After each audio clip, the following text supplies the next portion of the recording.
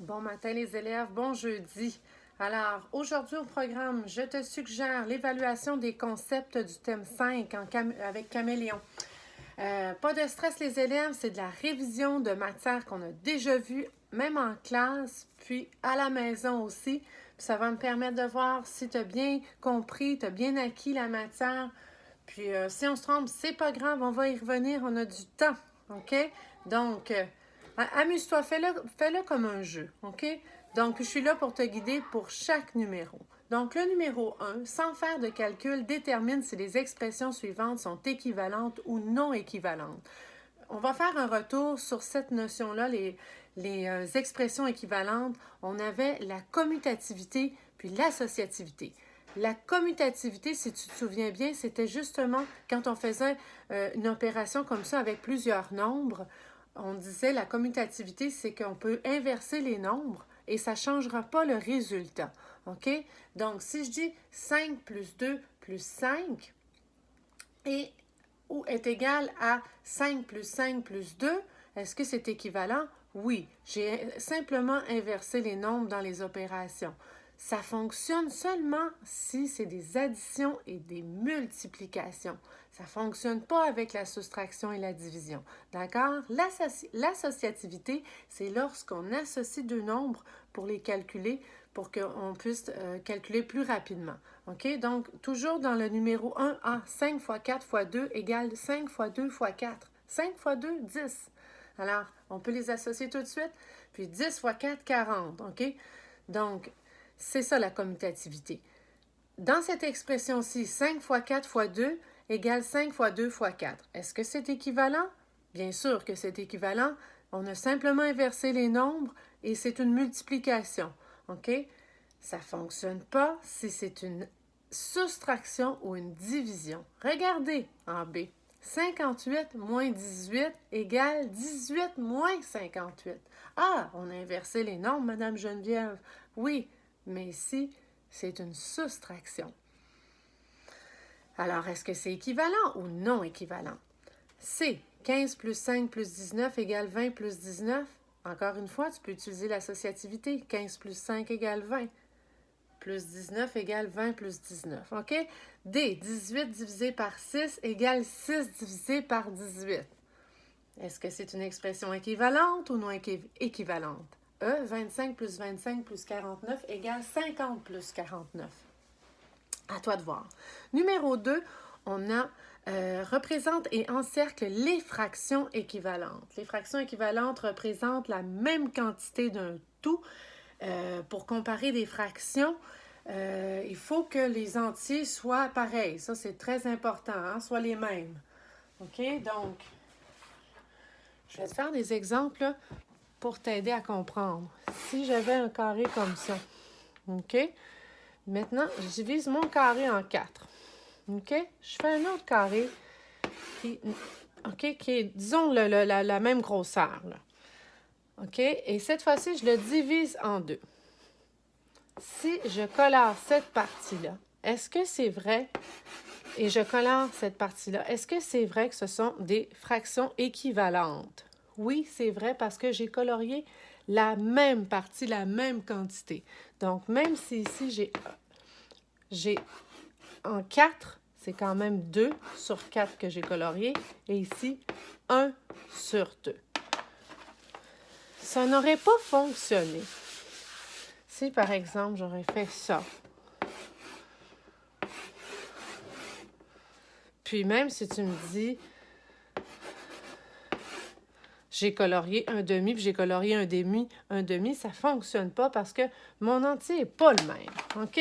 C'est vraiment important que l'entier soit le même. Dans ton examen, ce sont tous la même grosseur. Donc, les entiers sont tous pareils, mais on n'a pas colorié la même chose. Donc, on a un quart, donc on a vraiment une colonne de colorier, comme ça.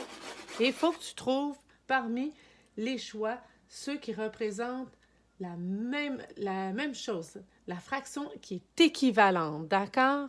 Donc, on a en A 1/8. Donc, tu dois représenter 1/8. Donc, tu colores une partie sur 8. OK? Je te donne une réponse. Ça, c'est un huitième. Mais est-ce que ça va être équivalent à ta fraction 1/4? En B, tu dois colorier 3 douzièmes. En C, 2 sixièmes. Et en D, 4 seizièmes. Il y a 2 bonnes réponses. Puis encore là, disons que je fais ça comme ça. Pour être sûr là, que tu as bien compris. Là.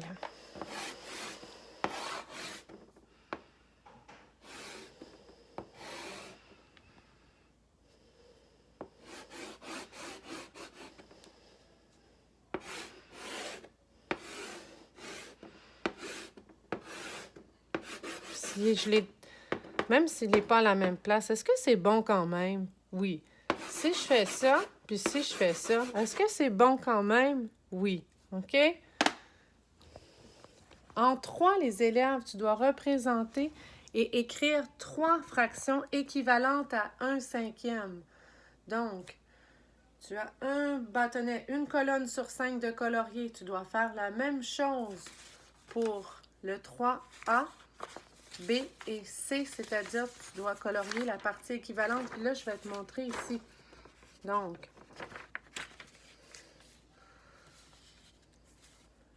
1/5, ben, j'ai mon exemple ici. C'est ça que je dois colorier. Ben, je fais la même chose. Donc, je colore une colonne, comme ils ont fait ici. OK? Mais j'écris pas 1/5. J'ai 3 petits rectangles. Donc, j'en colore. J'écris comme numérateur 3. Et maintenant, je calcule combien j'ai de petits rectangles en tout. J'en ai 15. D'accord? Donc, ça, c'est une réponse. 3/15. Bon, en B, je vais colorier combien de petits rectangles pour que ce soit équivalent à ceci. OK? Et j'écris le nombre ici de petits carrés, de rectangles que j'ai coloriés pour le numérateur. Et j'écris le total de mes rectangles pour le dénominateur. D'accord? Ça, c'est pour ton numéro 3. Donc, n'oublie pas, tu as 2 choses à faire. Pour le numéro 4, oh là là! Encercle la bonne réponse. On a des nombres fractionnaires et des nombres décimales. Alors, une demi est équivalent à 0,5 ou 0,05. Les élèves, 0,5, c'est égal à quoi? C'est égal à, si on l'écrit en fraction, c'est 5 sur 10, t'es d'accord? 5 dixièmes. L'autre, c'est ça. 5 sur 100. T'es d'accord? Donc, 5 dixièmes, est-ce que c'est égal à une demi? Est-ce que 5, c'est la moitié de 10? Ben oui. Donc, on pourrait dire que 5 dixièmes, c'est égal à une demi. Mais 5 centièmes, c'est pas égal à une demi. Hein? Il aurait fallu que ce soit 50 ici. Mais c'est pas 50, c'est 5 centièmes. Donc, on pourrait dire que 0,5 est bien équivalent à une demi. B, un quart est équivalent à 0,40 ou 40 centièmes ou 0,25 centièmes. Et là, tu te poses la question. Mets-les en nombre fractionnaire. 0,40, c'est 40 sur 100. OK? 0,25, c'est 25 sur 100. Il y en a un qui est égal à un quart. C'est-à-dire que si on additionne ces 4 nombres, ça va donner son total ici. OK? Donc, 40 plus 40 plus 40 plus 40, est-ce que c'est vrai que ça donne 100? Ou 25 plus 25 plus 25 plus 25, est-ce que c'est vrai que ça donne 100? Pourquoi je dis 25 plus 25 plus 25 plus 25? Parce qu'ils ont dit un quart. OK? Donc, c'est la même chose pour les 25 sous. Hein? Les 25 sous dans $1. Là, je te donne un gros indice. C, 3 dixièmes est équivalent à 0,03 ou 0,3. Bien, il y en a un que c'est 3 centièmes, puis l'autre c'est 3 dixièmes. Là, je te dis pratiquement la réponse, OK? Donc, si tu mets tes nombres décimales en nombre fractionnaire, tu as ta réponse. 27 sur 100 est équivalent à 0,27 ou 2,7. 7 centièmes est équivalent à 0,07 ou 0,7. Là, je te donne plus d'indices. Là. Je sais, là, j'entends des élèves là, me dire « Madame Geneviève, franchement, vous exagérez. » Numéro 5. Tu dois calculer le quotient. Le quotient qui est la réponse d'une division. Et exprime le reste sous la forme d'une fraction. Pas de stress, les élèves. Regardez, là, c'est des petits nombres. 25 divisé par 3. Souviens-toi comment on fait une division. Je vais l'écrire sur mon beau tableau. 25 divisé par 3.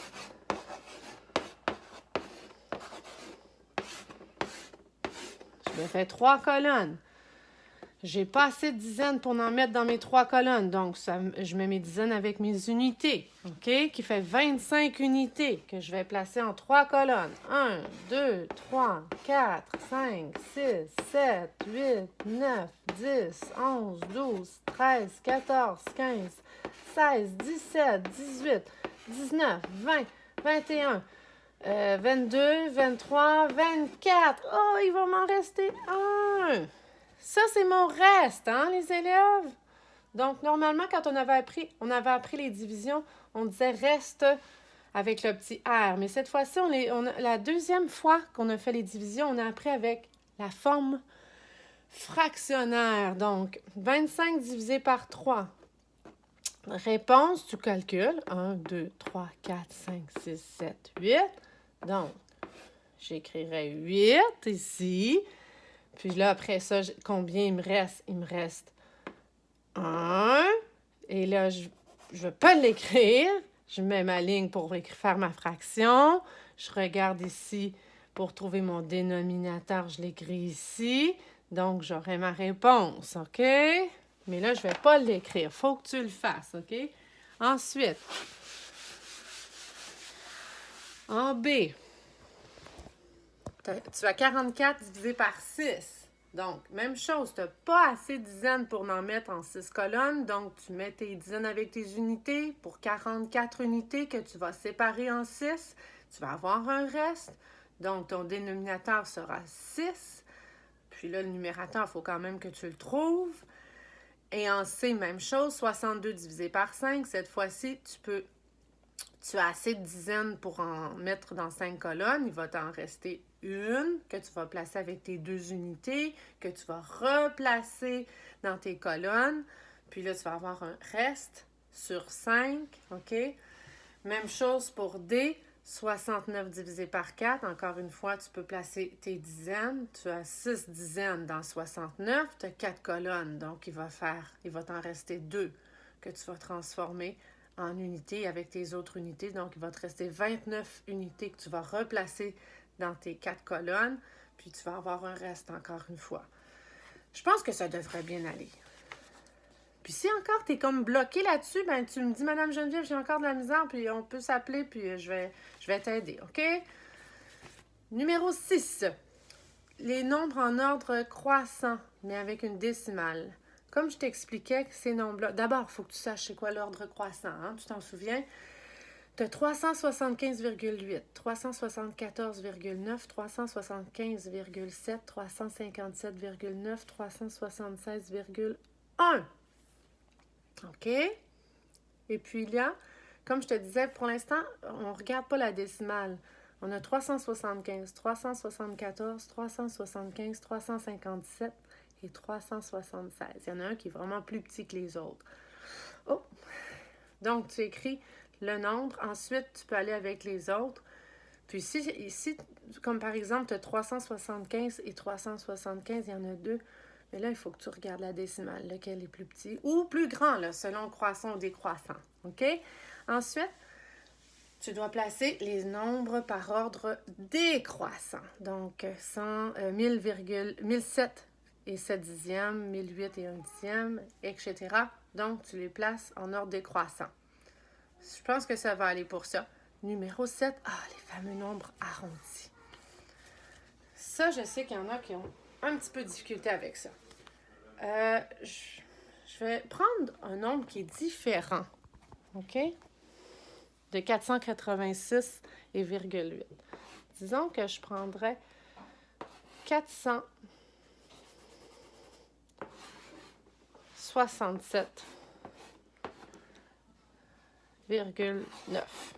OK? Donc, je dois arrondir à la centaine. J'aime pas mon 4. Bon. OK. Je souligne mon chiffre à la centaine. Je vais voir celui qui est à côté. Et là où ça bloque, je pense, c'est de savoir entre quoi et quoi. Donc, le truc que je te donne, c'est que tu arrondis à la centaine. Donc, à partir de ton nombre qui est souligné, à partir de ton nombre qui est souligné, ceux qui sont à droite, ce sont des zéros. OK? Et ça, on s'en occupe même pas de la décimale, d'accord? Donc, pour savoir si c'est des bons de 100, le premier nombre, 400, et bon, ben c'est des bons de 100, donc 400 et 500. Et là, je pense que une fois que tu as trouvé ça, tu es capable d'arrondir. Donc, 467, 6 est plus grand que 5, donc ça va être le nombre plus grand. Donc, ici, 500. OK? Regarde mon truc qui marche. Tu vas voir. Parce que si on arrondit maintenant à la position des dizaines, on souligne, on fait une flèche. Et je t'ai dit, à partir du nombre que j'ai souligné, les nombres à droite, on met un 0. Donc, 4, il reste comme ça. 6, il reste comme ça. Ah, 0. Donc, 460. Et c'est des bons de 10, donc 460, 470. OK? Et là, c'est de savoir est-ce qu'il est plus près du 460 ou du 470. C'est un 7. Donc, il est plus... c'est le chiffre le plus grand qu'on choisit. OK? Disons que je voudrais arrondir à la position des unités. Donc, je dis, à partir du nombre que j'ai souligné à droite, on met des zéros. Mais c'est une virgule. Donc, 467,0. Mais je ne suis pas obligée de le mettre. Et c'est des bons de 1. Donc, 468. OK? Donc, est-ce qu'il est plus grand? Est-ce que c'est le nombre plus grand qu'on choisit ou le nombre plus petit? C'est 9. Donc, ça va être le nombre plus grand. Voilà mon truc pour les nombres arrondis. Là, il y en a qui vont me dire « Oui, Madame Geneviève, c'est dur avec les nombres avec des unités de miel. » Bon. Disons que j'ai ça. OK? Je dois arrondir à la centaine. Je souligne mon nombre. Et là, je t'ai dit, pour trouver c'est entre quoi et quoi, je mets des zéros à partir du nombre que j'ai souligné. OK? Donc, 1000, il reste comme ça. 7, il reste comme ça. 0. 0, c'est des bons de 100, c'est bien ça. Et le nombre après, bien, ce sera 1800. Est-ce que 1763 est plus près de 1700 ou de 1800? C'est un 6 ici. Donc, on sait qu'à partir de 5 et plus, on prend le nombre le plus grand. Voilà. Si je choisis d'arrondir à la dizaine, alors, je laisse mon 0 ici. Donc, 1760 et des bons de 10, 1770, c'est un 3. Alors, c'est plus petit que 5. Cette fois-ci, je vais choisir le nombre le plus petit. Donc, 1760. OK? Voilà pour les nombres arrondis. Parce que arrondir, c'est se demander de quel nombre on se rapproche le plus selon une certaine position. Maintenant, on va aller voir la question 8. On achève. Calcule l'air. Alors, comme je disais à certains élèves, pour calculer l'air, le truc, c'est d'écrire, de numéroter tes carrés pour ne pas les oublier. Moi, je les numérote comme ça. Même si je fais des petits points, des fois, des petits points, tu en oublies un ou tu ne sais plus où tu es rendu. Tandis que si tu numérotes, ben là, tu vois exactement combien tu en as. OK? Donc, tu trouves l'air pour la figure A et B. Et B, ben, regardez, j'ai associé mes petits demi-carrés comme ça ensemble. J'ai fait 2 petits traits comme ça pour dire que les autres, ils vont ensemble. J'aurais pu les colorier aussi d'une couleur différente. Donc, ceux-là, ils sont ensemble. J'ai écrit 1. J'ai mis ces 2-là ensemble. J'ai écrit 2. Donc, j'ai déjà 1, 2. Puis, tu vois, là, j'ai écrit 3, 4. Puis là, ça serait 5. Puis là, je continue. OK? Puis, j'écris ma réponse, combien j'ai de carrés unités. En 9, c'est le volume cette fois-ci. Bien sûr, le volume, on avait appris la formule longueur, largeur, hauteur, mais cette fois-ci, ça peut pas, c'est pas approprié parce qu'on n'a pas de largeur et on a une hauteur, on a une largeur, puis c'est des figures qui sont pas traditionnelles, conventionnelles, OK? Donc, là, tu comptes simplement les cubes, OK? Puis tu me dis combien il y en a. Pour le B, par contre, oui, tu pourrais le faire, puis après ça, rajouter tes 2 demi-cubes pour les mettre ensemble pour que ça fasse un cube, OK? Ou tu fais simplement compter tous tes cubes, puis tu me donnes ta réponse, OK? Mais tu pourrais aussi calculer, ce que je veux dire ici, c'est calculer la fonte du cube ici en arrière. Donc, tu as une longueur en avant, 2 fois 2 fois 2, OK? Puis, rajouter tes 2 demi-cubes. OK? Donc, c'est tout pour l'examen de mathématiques.